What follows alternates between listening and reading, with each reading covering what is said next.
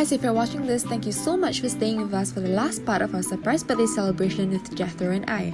So after completing our artworks, we decided to use the Locomole app to walk towards BugisStreet to do a little shopping. There were lots of food and drink stalls for us to quench our hunger and thirst after walking, and I managed to find a cute top that I needed. We also found a cute little phone case charm store where we both customized matching phone cases together. Hehe, so cute, right? While walking around, we discovered an arcade area tucked away on the third floor of the complex. We were pleasantly surprised at the variety of games they had, including a VR machine.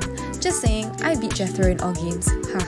After walking around and buying more cute accessories for myself, it was finally time for us to visit our favourite furry animals at TheCatCafe. Situated just above BugisStreet, the quiet and cozy cafe was the perfect spot for us to rest after such a tiring day of activities and walking about.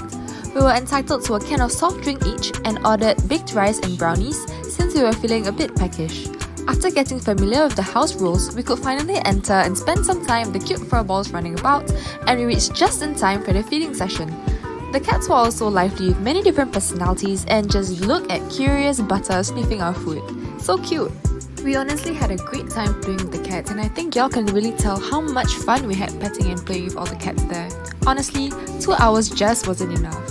Unfortunately, the day was ending soon and we had to get back to the hotel and turn in. That's all that we have planned for Jethro's birthday celebration. Maybe join us for my birthday celebration next time?